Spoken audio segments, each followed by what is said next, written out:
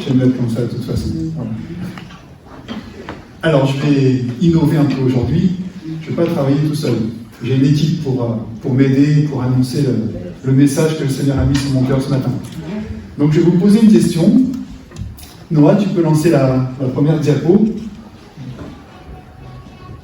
À votre avis, et je suis sûr que vous avez beaucoup d'idées, quels sont les titres de Jésus? Quel nom lui a donné dans la Bible, aussi bien dans l'Ancien Testament que dans le Nouveau Testament? Et il y en a des dizaines et des dizaines. Alors Elias va passer avec le micro, et puis voilà, à tour de rôle, vous pouvez lever la main, puis nous donner une réponse. Vous pouvez vous aider des chants, déjà, évoquer beaucoup de choses. Ah, il faut le... Oui, c'est bon. Alors, qui veut se lancer? Maître. Le Messie. Le Messie. En Genèse, il est la parole. Je n'ai pas trop compris. Merci. Il est la parole. La parole. J'ai compris. Jésus est l'agneau du Père. L'agneau. Ah, on doit le téléphone plus fort. Il faut lever le plus haut. Oui. C'est le chemin. Le chemin.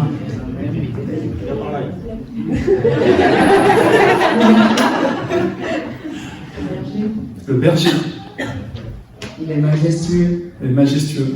Le lion de la tribu de Juda. Un peu par là.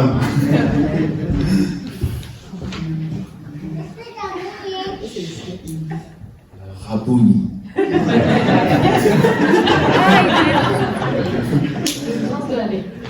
Le prince de la paix. Allez, un dernier. Deux. La lumière.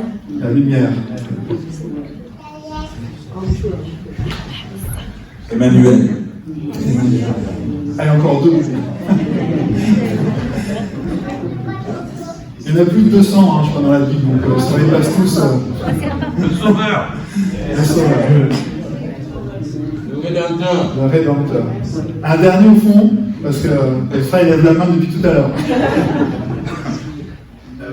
Les quatre évangiles représentent pas roi, Dieu, serviteur et homme. Amen. Eh bien, dis-moi Amen. Parce que c'est la réponse que j'attendais. La dernière. Alors, tu peux lancer la diapo numéro 2, s'il te plaît, Noah. Alors, on a donné beaucoup de titres, beaucoup de noms à Jésus. Mais il y en a un seul qui était cité à la fin. Donc, c'est que Jésus a été aussi serviteur. Et on peut lire dans Luc, verset 22, chapitre 22, verset 27. À votre avis, qui est le plus grand, celui qui est assis à table ou celui qui sert? N'est-ce pas celui qui est assis à table? Eh bien moi, au milieu de vous, je suis comme le serviteur. Et ce matin, voilà, j'ai à cœur de vous apporter ce message, de vous présenter Jésus comme le serviteur. Voilà. Pour retirer les leçons d'un passage que je vais faire lire par deux coéquipiers encore qui vont m'aider dans quelques instants, d'un passage qui se trouve dans Jean au chapitre 13, versets 1 à 17. C'est un passage très connu où Jésus va s'abaisser. C'est le dernier repas, juste avant son arrestation, juste avant la mort de Jésus sur la croix. C'est le dernier repas où il va se ceindre d'un linge, s'agenouiller devant ses disciples et leur laver les pieds. Et à travers ce passage, j'aimerais qu'on tire quelques enseignements ce matin sur le service. Comment doit être notre service? Quelle leçon va nous apporter ce passage sur le service? Alors c'est parti. Elnessia. Et ensuite Jessica.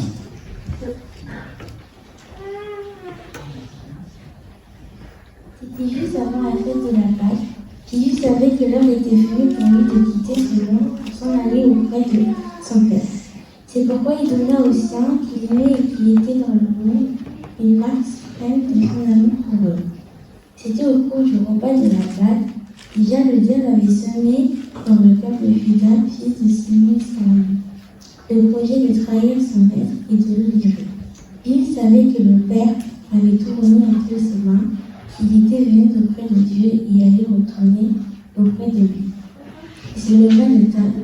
Pendant le dîner, posa son vêtement et prit une serviette de lin qui se noua autour de la table. Ensuite, il versa de l'eau dans une bassine et commença à laver les pieds de ses disciples. Puis, à les essuyer avec la serviette qui s'était nouée autour de la table. Quand vint le tour de Simon-Pierre, celui-ci pensa « Toi, Seigneur, tu veux me laver les pieds ?» Puis je répondis « Ce que je fais, tu ne le comprendras pas pour l'instant, tu le comprendras plus tard. » Pierre lui répliqua « Non, tu ne me laveras pas les pieds, sûrement pas. » Jésus répondit « Si je ne te lave pas, il n'y a plus rien de commun entre toi et moi. »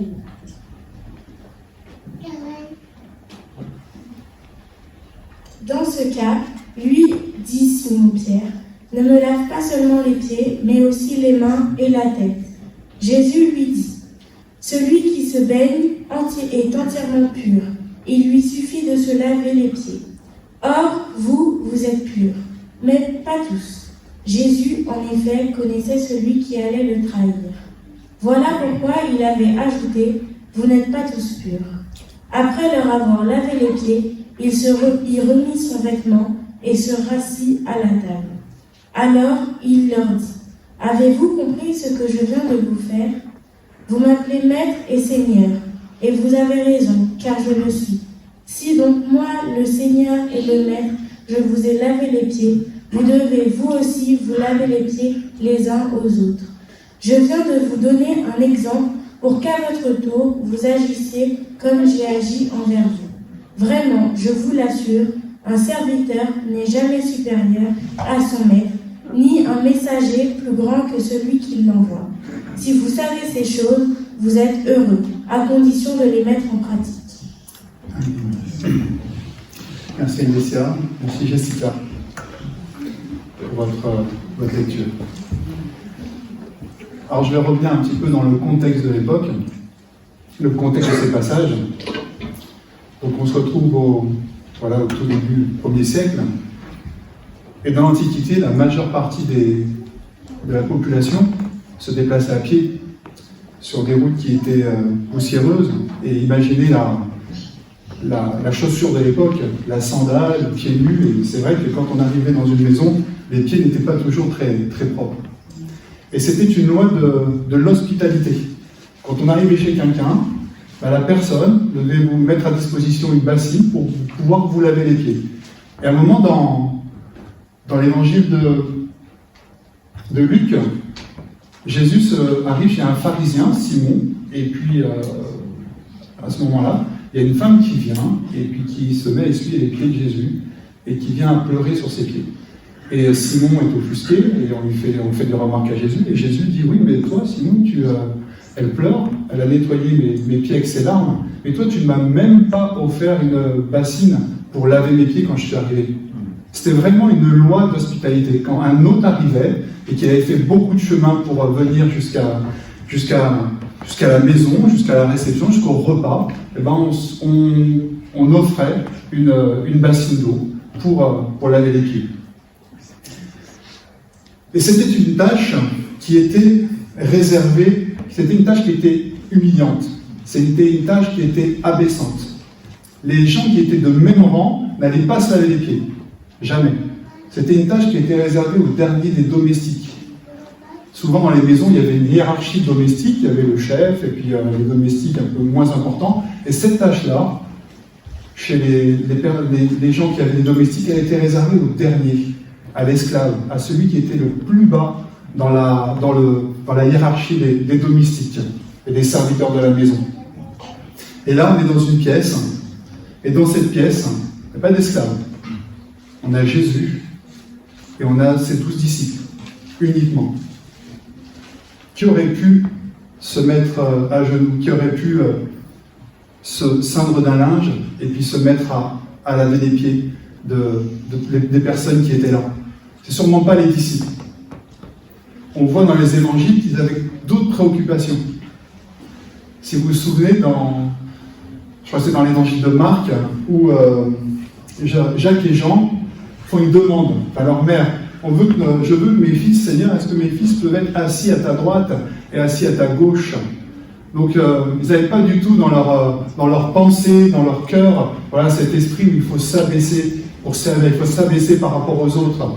C'était un peu la concurrence, c'était un peu qui va être le plus grand parmi les disciples et puis qui va avoir en fait l'honneur quand il va être dans le ciel à côté de Dieu, à côté de Jésus, de s'asseoir à droite et à gauche de Jésus. C'était quand même des places qui cherchaient vraiment des places qui étaient privilégiées par rapport aux autres. Donc il n'y avait personne dans cette salle, pas un disciple, qui était prêt à laver les pieds des disciples du groupe des gens qui étaient là dans cette salle au cours de ce dernier repas. Et c'est encore Jésus qui va le faire. On voit que c'est lui qui va les choquer, qui va les surprendre. On va voir la réaction de Pierre qui est quand même assez violente. Non, Seigneur, pas toi, je refuse, je ne veux pas que tu me laves les pieds. Donc c'est Jésus. C'est lui une nouvelle fois qui va leur montrer l'exemple. C'est lui une nouvelle fois qui va leur montrer comment changer le monde. Mais comment changer le monde à sa manière. Comment changer le monde à sa façon. Comment changer le monde, comment témoigner. Il va le faire de façon surprenante. Et il le fait de façon concrète. Il ne le fait pas simplement par des paroles, mais il va faire vraiment cet acte. Il dit au verset 14, « Alors 6 mois, le Seigneur est le Maître. Je vous ai lavé les pieds, vous aussi, vous devez les laver les uns. Vous lavez les pieds les uns aux autres. Lui, le roi des rois, le Seigneur des seigneurs. » Et je pourrais rajouter tous les noms que vous m'avez donnés tout à l'heure, les noms de Jésus, les différents titres. Lui, le roi des rois, le Seigneur des seigneurs, va prendre la place du serviteur. Alors j'aimerais voir avec vous ce matin quelles sont les leçons qui se dégagent de ce passage. J'en ai retiré 3 pour nous rapprocher vraiment de son modèle, pour essayer de ressembler de plus en plus à Christ dans notre service journalier. Servir Dieu, c'est pas simplement servir à l'Église, c'est aussi servir notre prochain tous les jours. C'est servir aussi dans la société. Vous travaillez, vous avez des gens autour de vous, vous avez des collègues de travail, vous avez des gens voilà, que vous croisez tous les jours, vous avez des membres de votre famille. Donc servir Dieu, c'est servir notre prochain, notre société, nos collègues, notre famille. Et c'est un sujet qui nous concerne tous ce matin, petits et grands. Alors le premier point que j'aimerais aborder avec vous ce matin, merci Noah, et celui-ci, si nous voulons ressembler à Christ dans notre service ne doit pas dépendre de nos positions. Là, tu as avancé un petit peu. C'est la diapo juste là-bas.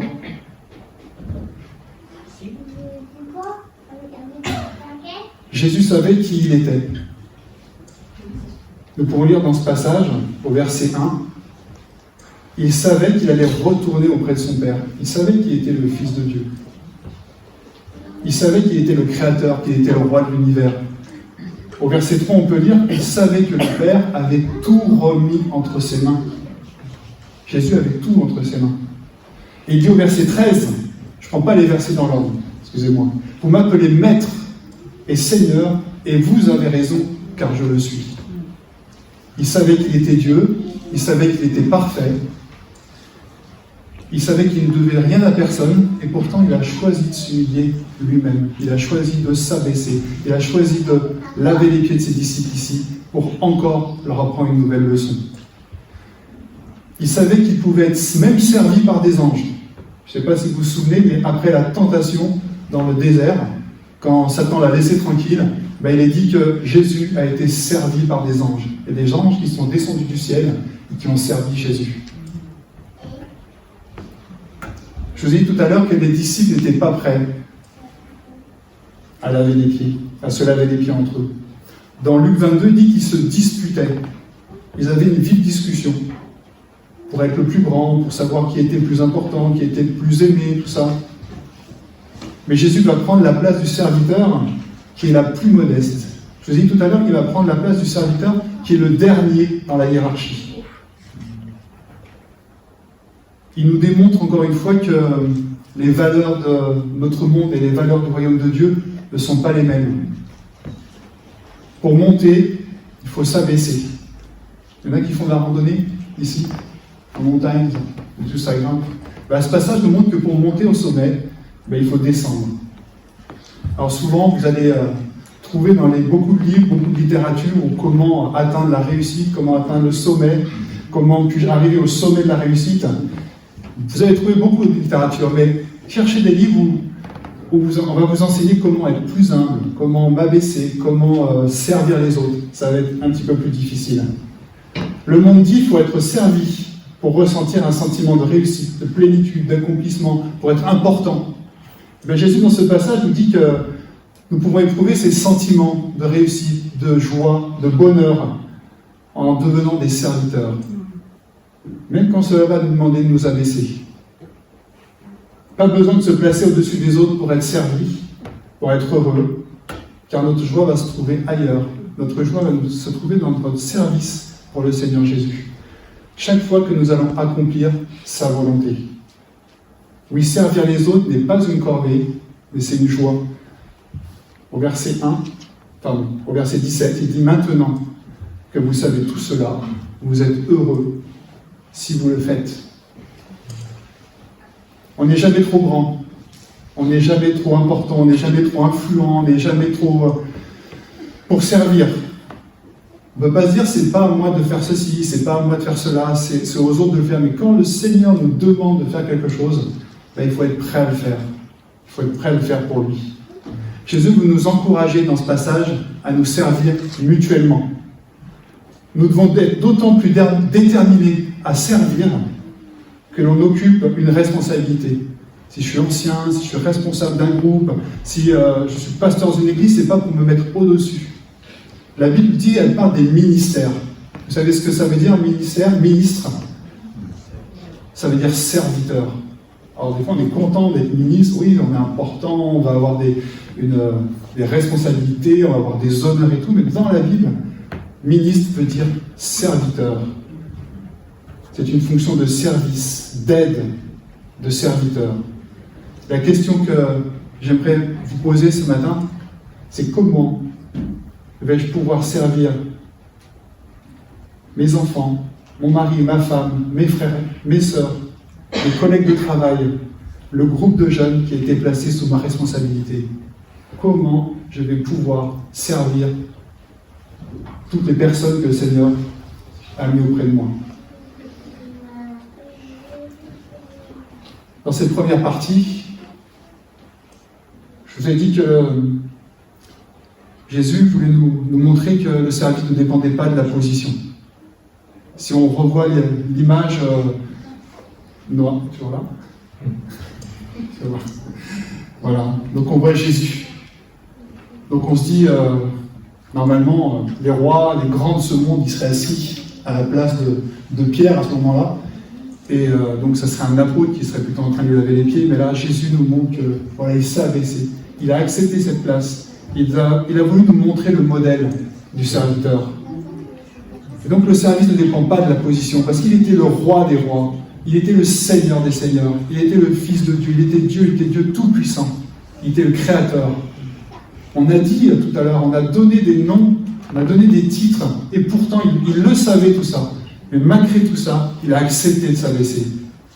Et c'est un enseignement pour nous ce matin. Il nous a montré l'exemple. Il est le roi serviteur. Il y a un chant que je connais, bon, il est très vieux, donc c'était né de la poussière. Il y en a qui le connaissent ici. Et qui dit à un moment, un roi qui s'incline devant ses sujets, couronné d'épines. La question c'est à toi de juger. Oui, ça interpelle le monde. Comment un roi, comment le roi des rois, comment Jésus a pu s'abaisser, si c'est le Fils de Dieu, ça interpelle. À toi de juger. Et mon deuxième point est le suivant. Le service ne dépend pas des circonstances. C'était juste avant la fête de la Pâque. Jésus savait que l'heure était venue pour lui de quitter ce monde, pour s'en aller auprès de son Père. Tout à l'heure, je vous ai dit que c'est le repas qui est juste avant l'arrestation de Jésus. Il sait très bien ce qui va se passer ensuite. Il sait très bien qu'on va venir l'arrêter dans le jardin de Gethsémani. Il sait très bien que quelques heures plus tard, il va être crucifié sur une croix. Et bien cette situation-là, Ce qui va se passer après n'arrête pas son service. Il va servir jusqu'au bout. Il est dans une situation qui est terrible. Il est dans une situation qui est extrême. Il y a l'étau qui se resserre autour de lui. Et pourtant, il y sert. Et il le fait jusqu'à la fin. Il aurait pu dire, ne réalisez pas ce que je vais vivre, vous pourriez un peu faire attention à moi, vous occuper de moi, mais non, il ne le fait pas, c'est lui qui va s'occuper de ses disciples, c'est lui qui va les servir, c'est lui qui va leur laver les pieds. Car son service ne dépend pas des événements. J'ai pris cette photo, parce que des fois, quand on commande un Uber, et c'est vrai que nous arrivait quelques fois, on était livré par c'était le déluge dehors. Et j'avais un peu pitié pour ces personnes qui venaient, qui nous apportaient la nourriture. Le papier, il était sec, impeccable, tout ça, mais eux, ils étaient vraiment trempés jusqu'aux os. Et je me suis dit, pourquoi il est venu si j'avais été à sa place, peut-être que j'aurais attendu que la pluie tombe, et puis le repas aurait été froid. Mais bon, c'est arrivé à l'heure. Et donc c'est quelqu'un qui vraiment accomplissait ce service malgré les événements qui se déchaînaient contre lui. Donc le service de Jésus ne va pas dépendre de ces événements, de ce qui va se passer ensuite. Il ne va pas dépendre aussi des gens qui sont autour de lui. Vous voyez, ne remets pas l'image de moi, mais quand on voit cette image de Jésus avec ses 12 disciples, il va laver les pieds de tous les disciples qui sont présents dans cette salle. Il va laver les pieds de Judas. Et vous savez que Judas va le trahir. Il va laver les pieds de Pierre. Et vous savez que Pierre va le renier 3 fois. Il va laver les pieds de tous ses disciples. Et vous savez que tous ses disciples vont l'abandonner. Ils vont tous se sauver, ils vont tous aller se cacher. On parle de Pierre, on parle de Judas, mais on ne sait pas ce qui s'est passé avec les autres disciples. Ils sont partis. On dit que Jésus a été abandonné par tous. Ces pieds qui ont été lavés par Jésus vont servir à ses disciples pour sauver. Il ne tient pas compte des événements, mais il ne tient pas compte aussi des gens qui sont autour de lui, de leur mérite, de ce qu'ils sont, parce qu'il les connaît par cœur. Il va quand même leur laver les pieds. Il va quand même les servir, il va quand même s'abaisser. Jésus s'agenouille et se met à leur service, même à laver les pieds de Judas. Jésus sait pourquoi il est venu. Et ce qu'il est venu faire, il le fait jusqu'au bout. On lit au tout début de ce passage qu'il est venu et qu'il les a aimés jusqu'à l'extrême. Il y a d'autres versions qui disent qu'il était jusqu'au bout, qu'il les a aimés jusqu'à la fin.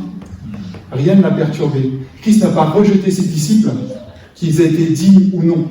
Aucun dans cette salle n'était digne, mais il les a aimés jusqu'au bout. Christ servait parce qu'il aimait. Et pas parce qu'il le méritait. La Bible dit que lorsque nous étions pécheurs, Christ est mort pour nous. Nous étions pécheurs. Nous n'étions pas sauvés, nous n'étions pas encore enfants de Dieu. Nous étions pécheurs. C'est-à-dire que nous étions ennemis de Dieu, nous étions loin de Dieu.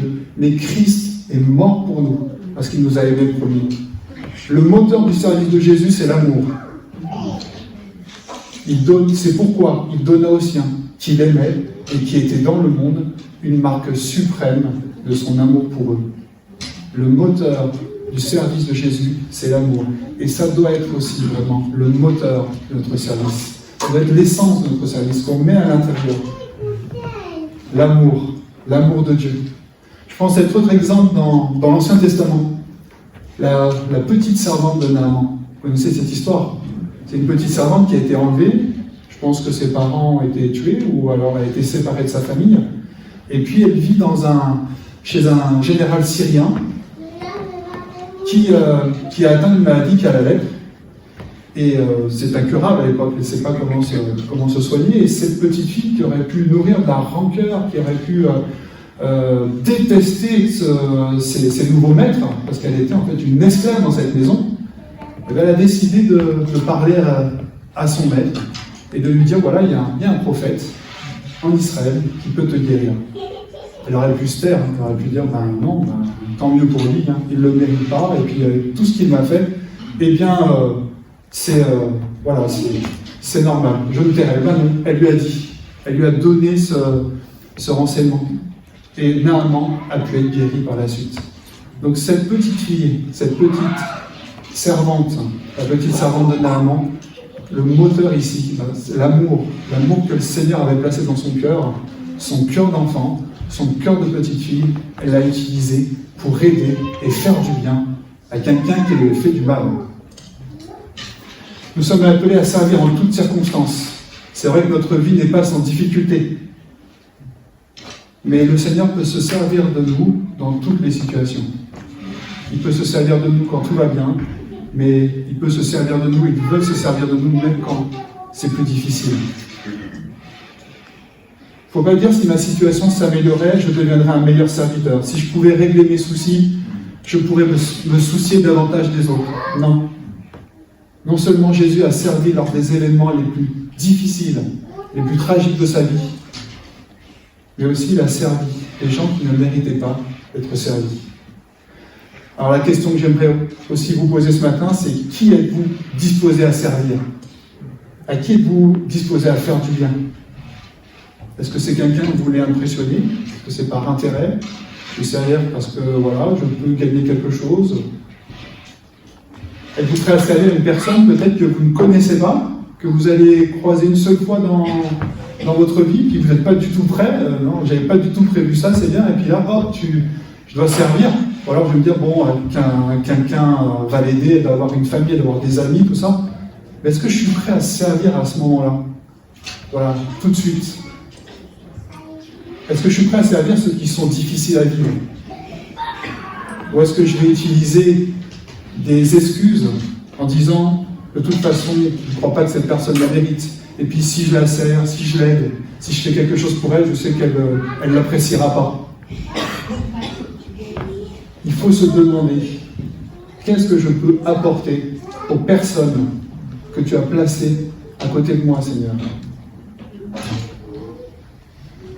Qu'est-ce que je peux apporter aux personnes que tu vas mettre sur ma route aujourd'hui? Des personnes qui sont constamment à côté de nous. Les frères et sœurs d'église, on voit souvent la famille. Voilà, tous les matins, on est ensemble, tous les jours. Et les personnes aussi que je vais rencontrer une seule fois dans ma vie. Ça peut être quelque chose de déterminant pour elles. Est-ce que je suis prêt à servir même ces personnes-là? Même quand je dois perturber un petit peu, on a parlé tout à l'heure de confort, changer un peu mes habitudes. Ah, j'avais pas prévu ça, Seigneur. Seigneur, oui, je vais t'obéir et je vais te servir et pour la gloire de ton nom, parce que c'est ma joie de te servir et mon but. Seigneur, montre-moi les personnes auxquelles je peux faire du bien. Amen. Amen. Je vais appeler une autre personne qui fait partie de l'équipe et j'ai demandé à Adam d'apporter un petit témoignage. Ah non, c'est pas les cheveux.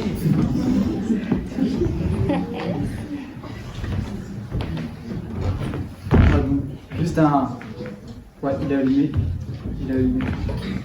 1, 2. Ouais, 1, 2, c'est bon, oui. Il n'y a rien, je prends un autre micro.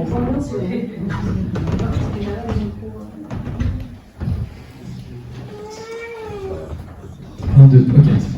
Ouais, donc juste un petit témoignage par rapport à ce point qu'Éric nous partage. Est-ce qu'on est prêt à servir quelqu'un, peut-être même qu'on va croiser qu'une seule fois dans notre vie? Cette histoire, ça concerne les grands-parents de Marie. Alors les grands-parents de Marie, ils voyagent beaucoup. Et pendant ce moment-là, ils étaient en Guadeloupe. Ils aiment aller en Guadeloupe. Et ils passent 6 mois de l'année, bon, ils ont tout compris. Ils passent 6 mois de l'année là-bas.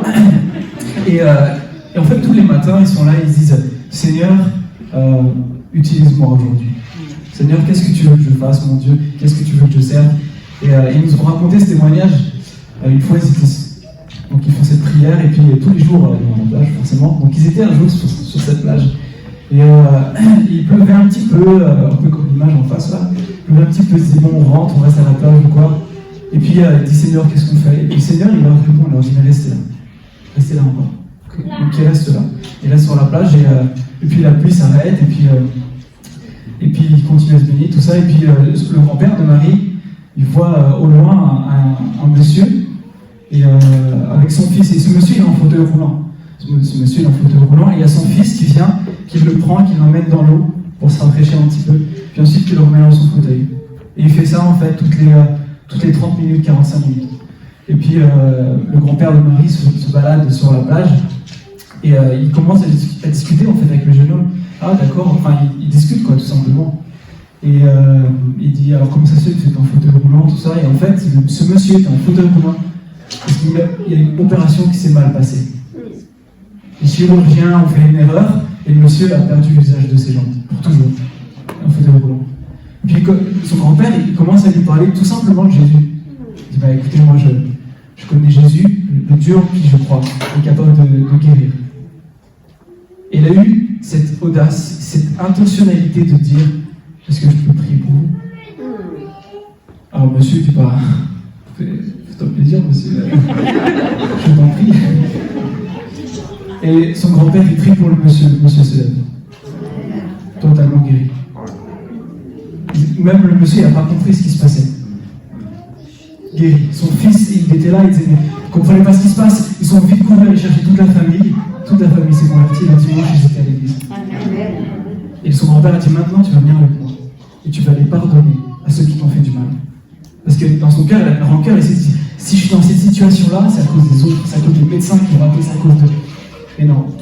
Comme quoi, même Dieu est capable.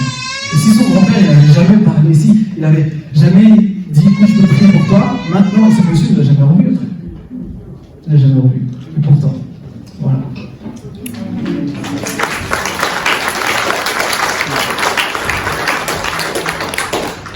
Amen.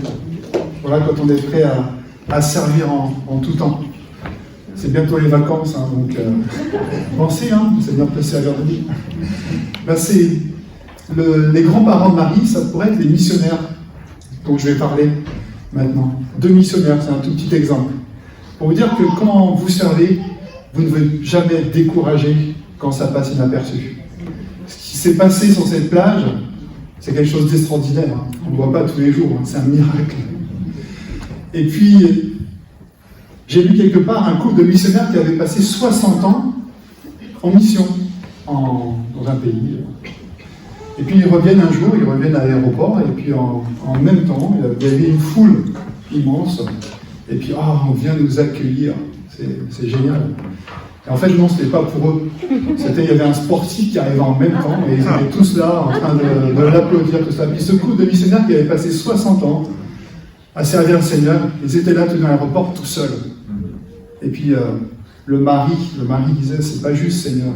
Ça fait 60 ans qu'on te sert, tu vois, sportif, on ne sait pas ce qu'il a fait, hein, mais nous, on est là, il n'y a personne pour nous accueillir. Et un peu plus tard, le Seigneur lui dit, c'est normal, tu n'es pas encore rentré à la maison. La maison est là-haut. Et la récompense, on ne doit pas l'attendre ici-bas. C'est sûr qu'on a besoin d'être encouragé, on apprécie quand on nous dit merci, mais il ne faut pas attendre des récompenses ici. Le Seigneur avait dit à ce missionnaire, à ce couple de missionnaires, tu n'es pas encore rentré à la maison, parce que notre maison, elle est là-haut, elle est au ciel. Ça demande au verset 14 et 15, si donc moi, Seigneur et Maître, je vous ai lavé les pieds, vous devez vous aussi vous laver les pieds les uns les autres. Je viens de vous donner un exemple pour qu'à votre tour, vous agissiez comme j'ai agi envers vous. Ça peut sembler difficile, et c'est difficile. C'est difficile quand je traverse des moments compliqués dans ma vie. C'est difficile quand autour de moi j'ai des gens qui semblent indifférents, qui semblent ne pas apprécier ce que je fais pour eux, qui semblent même hostiles des fois. On veut aider des personnes, des fois on rencontre de l'hostilité. Il faut réaliser que, et c'est mon 3e point, qu'on ne pourra jamais imiter Jésus, servir comme lui veut qu'on le serve par nos propres forces. Nous avons besoin de la grâce de Dieu pour servir notre prochain, et uniquement de sa grâce. Et c'est ce que Jésus va expliquer à Pierre. Je viens à diapo numéro 7, s'il te plaît. Notre service dépend de Christ, et uniquement de Christ. On a une scène, à partir du verset 9, où Pierre va refuser que Jésus lui lave les pieds. Et Jésus va lui dire quelque chose de terrible. Il va lui dire, si je ne te lave pas les pieds, tu n'as aucune part avec moi. C'est difficile à entendre. Et là, ce que veut dire Jésus à Pierre, il lui dit, si tu n'acceptes pas que moi, ton maître, je te lave les pieds, comment tu vas accepter que dans quelques heures, je meure pour toi à la croix? Comment tu vas accepter cette grâce? Si tu n'es pas capable d'accepter ça, parce que dans quelques heures, je vais faire bien plus, je vais faire quelque chose de bien plus grand, il faut que tu sois capable d'accepter que je te lave les pieds. Jésus voulait que Pierre et que tous ses disciples acceptent sa grâce. Il fallait que leur cœur soit prêt à accepter ce qui allait se passer dans quelques heures. Accepter que Jésus, qu'un innocent meurt pour des coupables. C'était encore un service encore plus grand. En fait, ce qui se passait ici dans cette pièce était qu'une image de ce qui allait se passer quelques heures plus tard. Il veut diriger l'attention de ses disciples vers ce qu'il s'apprête à faire, vers son sacrifice sur la croix. Il va mourir sur la croix, verser son sang pour les purifier et les laver de leurs péchés, pour qu'ensuite il soit rempli de son esprit, comme il l'a promis, et pour qu'il puisse le servir avec son amour. Il devait passer par cette étape-là. Ce que je vais faire pour toi, tu diras à Pierre, te laver les pieds, tu ne le mérites pas, c'est vrai, mais accepte-le comme une grâce. Et on a vraiment besoin d'accepter la grâce de Dieu, chacun pour servir Dieu comme il le veut. Si je veux être capable de répandre la grâce de Dieu autour de moi, si je veux être capable de servir avec l'amour de Christ dans mon cœur autour de moi, la première étape, c'est d'abord d'accepter la grâce de Dieu. C'est impossible si je n'ai pas fait cette étape-là, cette démarche-là avant.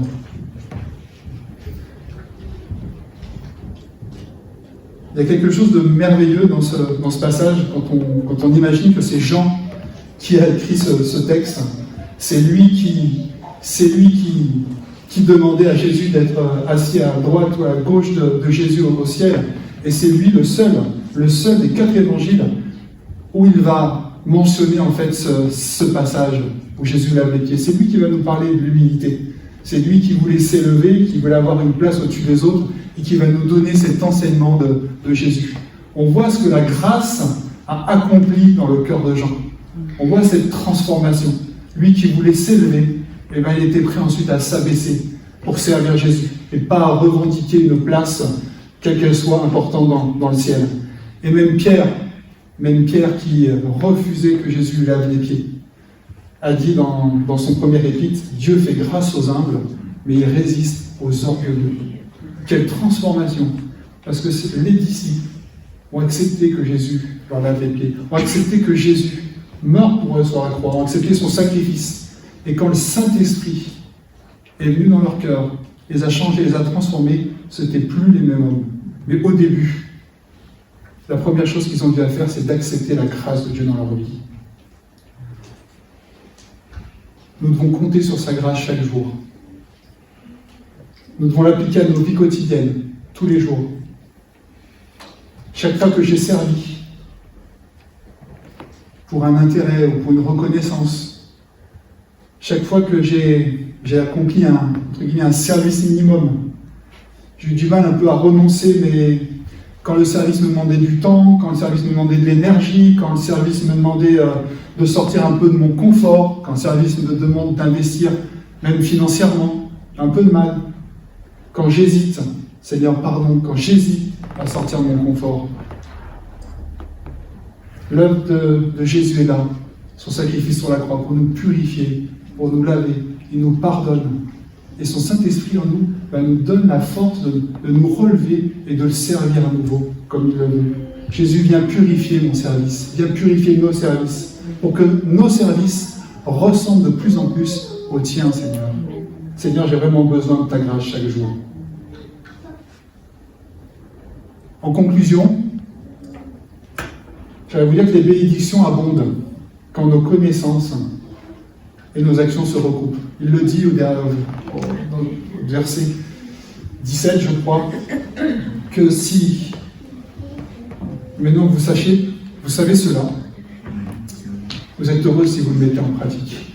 Voilà, il ne faut pas simplement le savoir, mais il faut demander au Seigneur, donne-moi ta grâce, donne-moi la force vraiment de le mettre en pratique dans ma vie. Jésus nous dit que le service n'est pas une corvée, n'est pas un devoir, n'est pas une obligation, mais c'est une source de joie. Pourquoi? Parce que quand je sers, je manifeste la grâce que Jésus m'a donnée. En fait, c'est cette grâce-là qui me pousse à servir. C'est cet amour de Jésus. Seigneur, tu m'as tant donné. Tu m'as tellement servi. Tu m'as servi jusqu'au bout, jusqu'à l'extrême, jusqu'à la croix. Comment je pourrais refuser de te servir? Comment je pourrais rechigner? Comment je pourrais rester dans mon confort et quelquefois, hésiter? Seigneur, tu m'as tant donné. Je ne sers pas Dieu pour qu'il m'accepte, parce que c'est déjà fait. Il nous a accueillis, on a accepté, on est ses enfants. Mais servir Dieu, c'est avant tout lui exprimer ma reconnaissance pour son salut, pour ce qu'il a fait à la croix. Dans le livre des Galates, au chapitre 6, au verset 10, si tu peux, il l'a déjà affiché, c'est bien. L'apôtre Paul nous dit « Ainsi donc, tant que nous en avons l'occasion, faisons du bien à tout le monde, et en premier lieu à ceux qui appartiennent à la famille des croyants, aux frères et sœurs, mais aussi, servons dans la société, servons dans nos lieux de travail, servons pour la gloire de Dieu, pour répandre son amour. » Tout à l'heure, on a parlé du témoignage. Le désir de servir, le désir de témoigner. Parce que servir, c'est pas simplement, je te témoigne, et puis ça reste simplement des paroles. Mais servir, ça va être des actions. C'est ce que Jésus a fait. Et c'est pas simplement des grands principes qu'il a donnés, mais il les a appliqués, il les a démontrés. Il a fait des actions, il a agi. Alors je te propose un défi. Choisir 2 personnes dans ton entourage. Il y en a un qui va être assez facile, l'autre un peu plus compliqué. Une aimée, et puis une personne un peu moins sympathique, que vous avez l'habitude peut-être d'éviter. Méditez vraiment ce que je vous ai dit sur la grâce de Christ, sur ce qu'il a fait pour vous.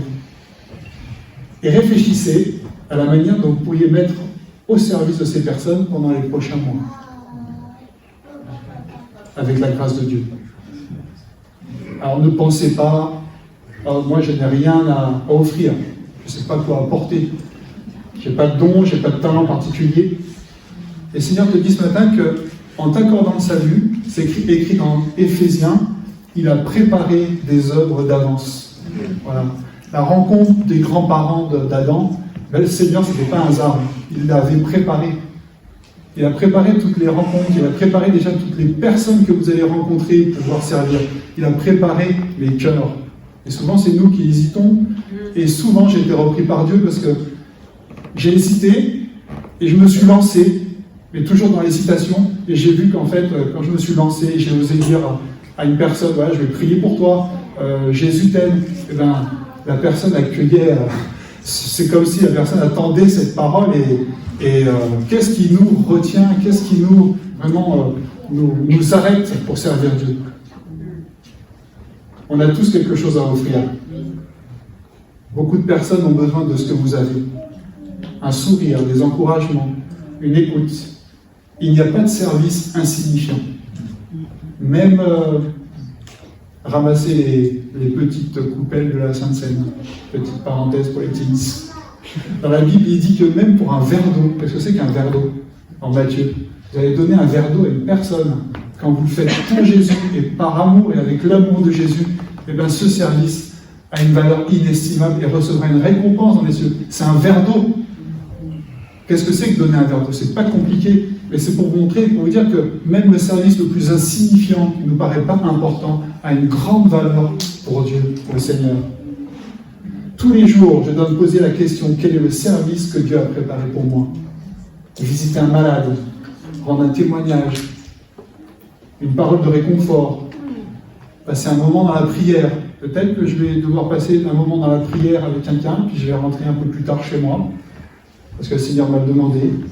Peut-être que j'ai quelqu'un au téléphone, et puis ça dure, j'aurai d'autres choses à faire, mais cette personne-là au téléphone, elle a besoin de mon réconfort, elle a besoin que je sois là, elle a besoin que je sois à sa disposition, que je l'aide à ce moment-là. Qu'est-ce que je suis prêt à faire? Un don d'argent pour l'œuvre de Dieu, un service matériel à rendre dans l'église. Je veux être prêt à servir en toute occasion. Je ne veux pas tenir compte de ma position, je ne veux pas tenir compte des circonstances, des événements, même des moments difficiles que je peux traverser dans ma vie. Je ne veux pas tenir compte des personnes qui sont autour de moi, même si des fois c'est difficile dans les relations. Je veux les aimer et les servir comme le Seigneur me l'a demandé, comme le Seigneur l'a fait pour moi. Seigneur, c'est ma prière. Je vais être prêt à servir les personnes que tu as placées autour de moi. Ceux que je vais croiser qu'une seule fois, ceux que je vois tous les jours. Je vais être prêt à servir vraiment toutes les personnes que tu as placées auprès de moi, Seigneur. Que je sois un mari, que je sois une femme, que je sois un enfant, que je sois un voisin, un frère, une sœur, un collègue de travail. La question que je dois me poser, c'est comment, Seigneur, je vais pouvoir mettre en pratique ton enseignement de Jean 13. Comment je vais pouvoir servir les autres cette semaine comme tu me l'as enseigné, Jésus. Amen. Amen. Seigneur, merci encore parce que ce matin, Seigneur, tu nous as encore donné un modèle. Pas simplement un modèle en parole, mais un modèle que tu as réalisé, Seigneur. Que tu as réalisé tout au long de ta vie, Seigneur. Tu es venu, Seigneur. Tu es descendu du ciel, Seigneur, pour servir. Tu t'es humilié, tu as quitté vraiment ton trône, Seigneur, dans le ciel, Seigneur, pour venir comme un homme, comme un serviteur. Tu dis, Seigneur, que tu n'es pas comme ceux qui sont assis à la table, qui sont servis, mais tu es celui qui est debout et qui sert. Alors, Seigneur, aide-nous à suivre ton exemple, Seigneur. Aide-nous à l'appliquer tous les jours, Seigneur, de notre vie. Aide-nous à sortir vraiment de notre zone de confort. Aide-nous, Seigneur, à te servir en toutes circonstances, Seigneur. Seigneur, merci pour les personnes, Seigneur, que tu as placées autour de nous. Merci, Seigneur, pour les personnes que tu vas encore permettre que nous rencontrions, Seigneur. Merci pour les collègues de travail, Seigneur, qui ne sont peut-être pas toujours faciles, Seigneur. Merci, Seigneur, pour tous ceux, Seigneur, que tu as placés autour de nous, Seigneur. Et aide-nous vraiment à les servir, à les aimer. Ton amour, Seigneur, pour la gloire de ton nom. Vraiment pour qu'ils puissent aussi te rencontrer, Seigneur, s'ils ne te connaissent pas. Qu'ils puissent voir, Seigneur, ton amour, pas seulement dans nos paroles, mais aussi dans nos actions, Seigneur. Pour la gloire de ton nom, Seigneur. Amen. Amen. Amen.